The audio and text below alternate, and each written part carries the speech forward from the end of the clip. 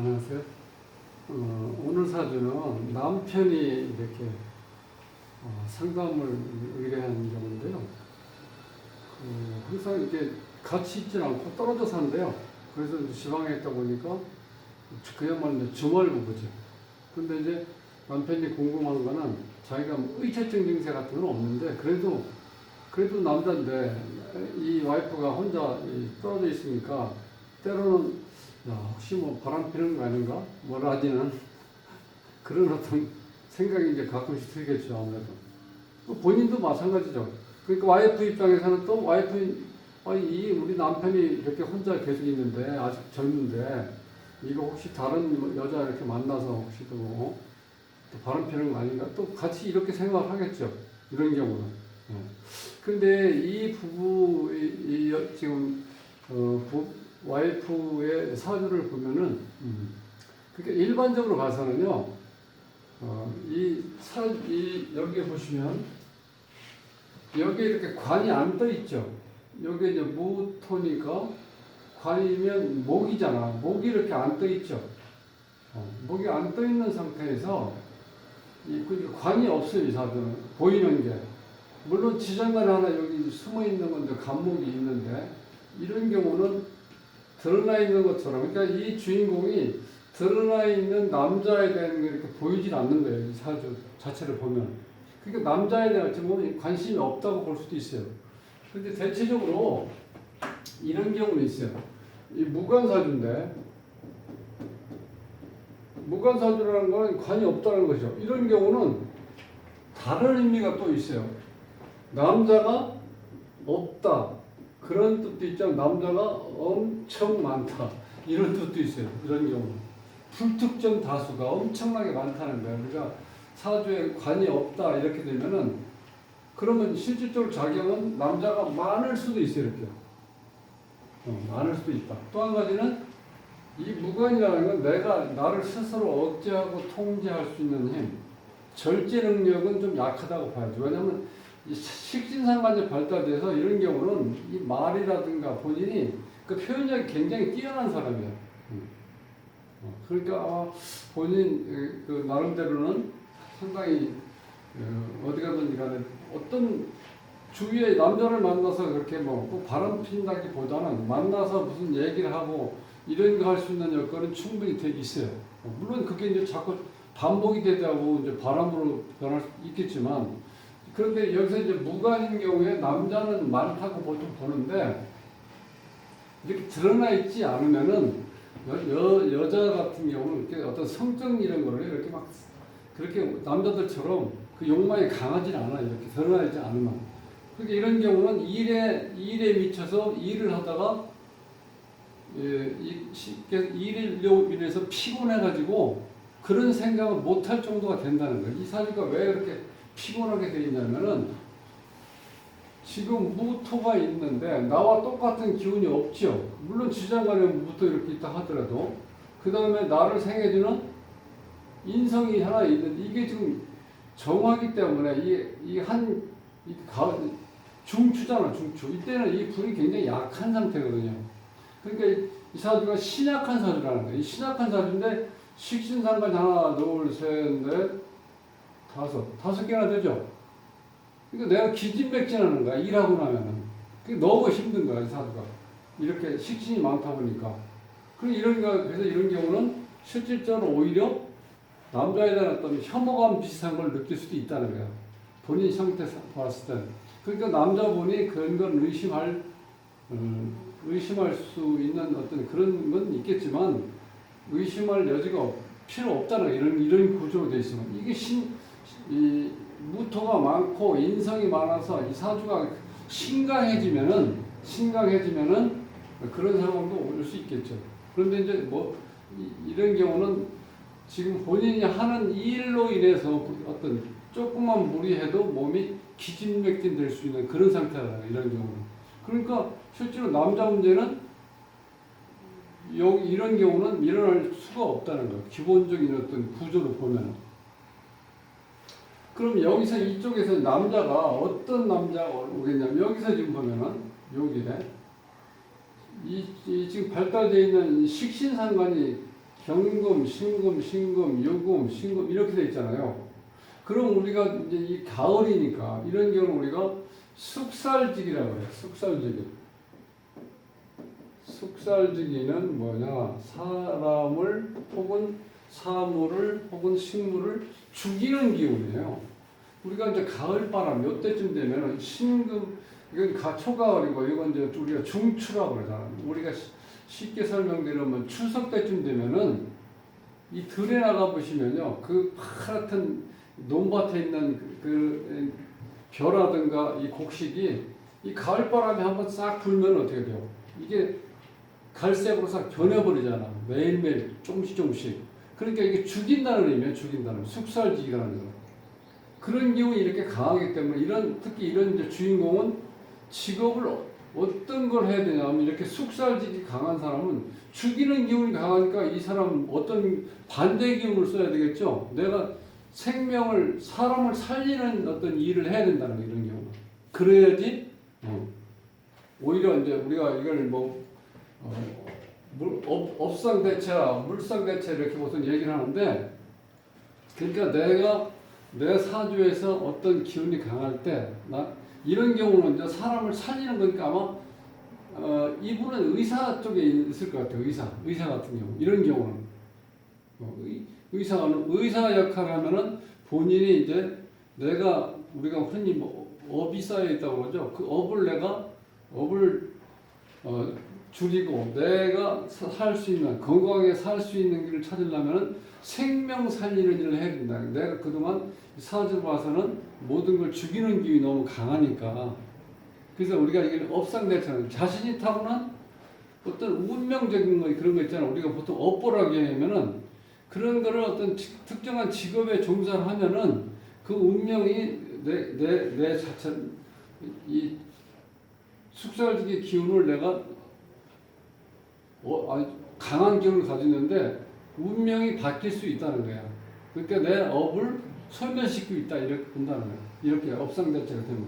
근데 이런 경우는 당연히 이제 그런 일에 종사할 가능성이 있다. 그다음 또 한 가지는 하여튼 여성분이니까 그게 제일 가능하고, 또 한 가지는 이제 같은 종류가 뭐냐면 생명을 살리는 일이니까 우리가 군인, 경찰, 검사, 판사, 법무사, 요즘 흔한 얘기 사회복지사, 영양사 이런 경우는 사람 살리는 쪽이잖아. 그런 류에 있는 직업을 선택하는 게 좋다는 거야. 그렇지 않으면 내가 이런 경우는 기어이 핏빛을 보고야 만다는 거예요. 이렇게 되면 그런 직업에 종사하지 않으면 이제 그런 쪽에 하는데 그런 일이 굉장히 신경 쓰는 일이잖아. 수술하고 어떤 사람을 실제로 치료하는 일. 그러니까 이런 쪽에 어느 정도 본인이 이렇게 수술을 많이 한다든지 혹은 어느 날 사람이 의급 환자가 와서 밤에 늦은 시간에도 내가 집도를 해야 된다. 이런 역할이 있을 때는 굉장히 피로도를 많이 느낀다는 거예요. 왜냐하면 사주가 신약하기 때문에 실제로. 그럼 이런 구조가요. 이 금이 이렇게 많다는 건 가을에 우리가 보통 금을 이렇게 쇠라는 의미로도 많이 쓰는데 여기서는 그냥 이렇게 자연의 모습으로 봤을 때는 이렇게 큰 기운이 이렇게 하나, 둘, 세 개가 있죠. 이건 엄청나게 이 사주를 봤을 땐 비중을 많이 차지하고 있잖아. 이렇게 된 경우는 이 바위가 많다고 볼 수도 있어요. 바위. 요건 이 자갈 같은 게 이렇게 깔려 있고, 자 어떤 이게 큰 바위가 있고 밑에 이렇게 조그만 이렇게 자갈이 깔려 있잖아요. 이렇게.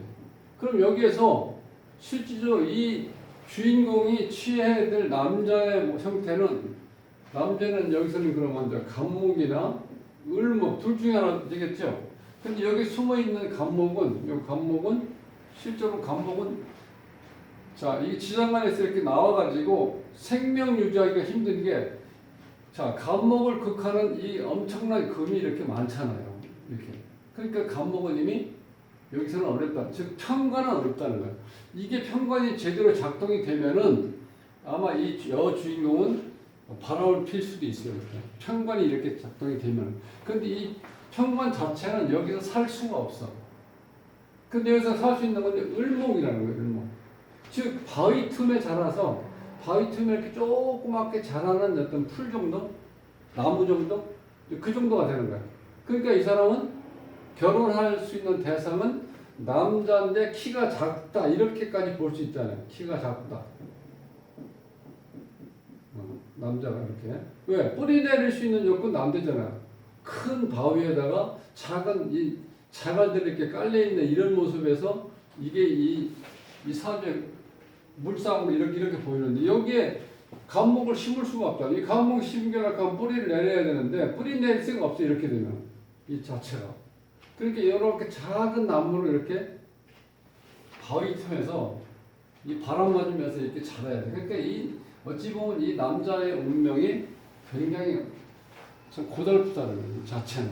그럼 이렇게 되면은 그러니까 여기에는 이제 들어갈 수가 없다는 거예요. 어쨌든 간에 들어오면은 실제로 을목이 이렇게 금이 강해지니까 내가 바로 이런 경우 숙살지기로 내가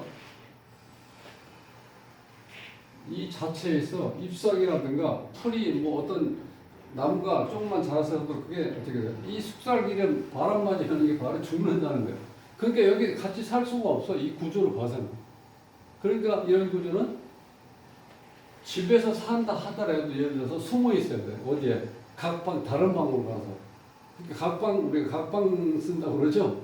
그거 자체도 어려운데 어떤 게 제일 안전하냐면 중월법으로 떨어져 있다가 하루 이렇게 만나서 다시 또 헤어져야 된다. 그런 운명이라는 거예요, 구조가. 그러니까 이 남자분도 약간 어떻게 보여요? 본인의 어떤 성적인 욕망을 느끼고 올 때는 상대편을 생각했을 때, 이렇게 되면 혹시 와이프도 이 바람 피지 않나? 이런 생각을 가질 수 당연히 있겠죠. 그런데 이제 이 여성의 이 사주 구조로 봐서는 남자의 생각조차 하기도 싫을 정도로 본인이 굉장히 피곤하게 산다는 거예요. 이 약한 사주가 어려운 일을 하잖아요. 그러니까 사람 수술한다든가 아픈 사람을 치료하는 게 굉장히 신경 쓰는 일이잖아요. 그런 구조입니다. 그래서 물론 무관이라는 게 본인이 좀 자유로울 건 있어요. 자유로운 경우는. 뭐 남자에 대해서 관심, 오늘 뭘 음식을 내가 어떻게 뭐 해줘야 되나, 뭐 이런 거 신경 쓰는 거 있잖아요. 그런 건 아예 신경 쓸 필요는 없어요. 왜냐면 이 무관사주이기 때문에 그런 면에서는 조금 편안한데, 어쨌든 그래도 이게 신약하기 때문에 이 남자가 보통 이런 경우는 많이 있을 거라고 물러나다고 생각할 수 있는데, 이런 경우는 그렇지가 않다는 거예요. 그리고 식신상관이 이렇게 발달되어 있을 때는 이성적인 매력이 강하기 때문에 남자들이 많이 꼬일 수가 있는데, 이런 경우는 그렇게 할 수가 없다는 거야. 본인 자체가 신약하기 때문에. 그러니까 이 사주, 이 구조로 봐서는 일단 숙살지기의 기운이 강하고, 또 이 현침살이지, 현침살. 이건 뭐냐면 날카로운 기운으로 보시면, 날카로운 칼이라든가, 우리가 보통 수술할 때 메스 있잖아요. 작은 거. 일반 병원에서 이 현침살이라는 건 그 간호사들 쓰는 바늘도 얘기할 수 있고, 하여튼 뾰족뾰족해서 누군가를 이렇게 치료하는데 그게 굉장히 날카롭고 예민하고 예리하다는 거예요. 그런 게 접했을 때 이 사람은 분명히 의사를 할 수 있는 그런 역할이 되어 있고. 그래서 이 자체는 지금 의사로 되어 있을 때는 업상대체라고 해서 반드시 이런 경우는 본인이 자기 길을 가고 있는 거예요. 본인이 숙살지기가 너무 강하니까 죽이는 살 기운이 있는데, 사람을 살리는 기운으로 자기가 어떤 직업을 선택하니까 오히려 반전되는 거죠. 그러니까 사람 죽이는 기운을 살리는 기운으로 바꾼 거잖아. 그래서 이런 걸 우리가 물상대체라고 보통 얘기하죠. 그런데 쉬운 얘기로 겨울에 사람들이 미리 예방주사를 맞는 경우 있죠. 그런 경우가 이게 물상대체한다는 거예요. 내가 미리 맞으면 내가 독감이 아무리 이렇게 해도 좀 약하게 지나갈 수가 있잖아. 그런 의미를 본다는 거예요. 그러니까 이 주인공이 생명을 다루는 일 하면은 딱 맞는 거고. 그러니까 본인은 자, 요렇게 해서 일이 잘하는 요 상태로 봤을 때는 이게 쓸모 있는 의미는 없겠죠. 그러면 이게 어떤 때 여기 쓰일 수 있겠어요? 큰 바위 사이에 껴가지고 그 온갖 바람 맞으면서 이것이 자라는 이 을목이 강인하게 자라겠죠. 그리고 바람 맞아서 클 수는 없잖아. 이렇게 감목처럼 클 수는 없어. 왜? 여기에 뿌리를 깊게 낼 수가 없기 때문에 감목 같은 경우는 부러져 버린다는 거예요. 그러니까 이 사주 구조로 봐서는 이 주인공이 평관을 만날 운명은 아니고 이 정관을 만날 운명이 되는 거예요. 자, 그러니까 여기서는 남자를 구하기도 굉장히 쉽지가 않다는 거예요. 왜냐하면 이렇게 큰 바위하고 작은 자갈이 깔려있는 그런 산에 본인이 이렇게 산의 모습이니까 거기에서 자랄 수 있는 거는 이렇게 정관, 이런 나무만 본인한테 이렇게 자랄 수 있는 환경이 되는데, 그러면 이런 사람을 만나면 어떻겠어요? 이런 경우. 이런 경우를 만나면 해결할 수 있다는 거예요. 왜? 너무 만나기도 힘들지만 이런 사람이 여기 와서 살 수 있는 환경이 안 되잖아요. 그렇게 지금 만난 남편은 이 여자가 죽을 때 같이 헤어날 수 있는 그런 짝꿍이야. 그야말로 인연이 그렇게 만나는 거예요. 그런데 이제 그렇게 젊은 사람들이지만 어떤 본능적인 어떤 성적인 욕망이라든가 어떤 그런 거는 실질적으로 생각보다 강하지 않다는 거예요. 그러니까 이 남자 입장에서는 뭐 좀 의심 이런 것도 가질 수 있었겠지만 어쨌든 간에 삶이라는 게 이렇게 떨어져 있어야 되는 자체가 쓸쓸하고 외로울 수도 있겠지만 본인이 여기 들어가면 살 수가 없다는 거예요. 이 자체. 이 에너지가 숙살지 기운이 너무 강하니까 이 목이 살 수가 없어요. 그러니까 어차피 이런 경우 정말 어떤 운명이라는 거예요. 이렇게 살 수밖에 없는 운명. 그래서 보면은 이 어떤 경우냐면 우리가 원양어선 타는 경우 어때요?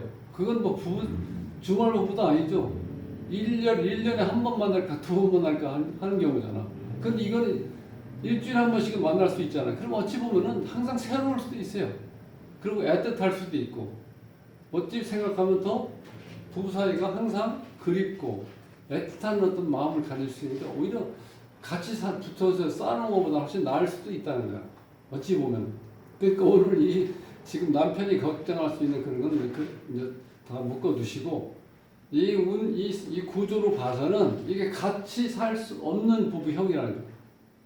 그래서 헤어진다는 게 아니라 어떻게 돼? 물론 이 자체가 계속 같은 방에서 자고 같은 생활할 수 있는 같이 붙어서 그건 안 된다는 거예요. 그래서 각방이나 주말 부부형이라고 제가 써놓은 거예요. 그러니까 어쨌든 간에 일주일에 한 번을 볼 수 있는 여건이 주어지니까 오히려 차라리 집에서 싸우고 뭐 이렇게 무관심하게 지내는 것보다 훨씬 더 서로 일주일 정도 안 보면 보고 싶잖아요. 그러니까 오히려 더 나을 수도 있다. 그렇게 생각하시면 편하시고 지금 남편이 이렇게 상담을 한 요지는 그거였거든요. 이렇게 해서 혹시 이렇게 또 와이프가 또 어떤 남자 만나서 바람 피는 게 아닌가 이런 거를 의심할 수 있었는데 그런 거는 의심은 절대로 하실 필요 없습니다. 이 구조로 봐서는 그런 걸 싫어하는 분이 있어요. 왜 내가 하는 일만 정말 나한테 주어진 어떻게 보면 천직이죠. 그런 걸 일하는 그 자체만으로도 내가 이 식신이 이렇게 강한 사람들이 에너지가 굉장히 고갈된 상태예요. 굉장히 조금만 무리해도 이게 피로가 금방 풀리지 않는 그런 구조로 되어 있다는 거예요. 그런데 여기에서 뭐 다른 생각할 시간이 있겠습니까? 그거 못하죠. 그런 구조가 됐으니까 걱정하지 마시고 일주일에 한 번 올라오실 때만 정말 짧은 시간이지만 아주 달콤한 시간을 이제 가질 수 있으면 오히려 그것이 더 새로울 수도 있다는 거예요. 그런 구조로 되어 있으니까 염려하지 마시고 지금 하시는 일을 잘 마무리하고 항상 주말에 들어왔을 때는 어떻게 설레는 가슴으로 올라왔다 내려가시면 좋겠다 이렇게 말씀드립니다. 다음 시간에 뵙겠습니다.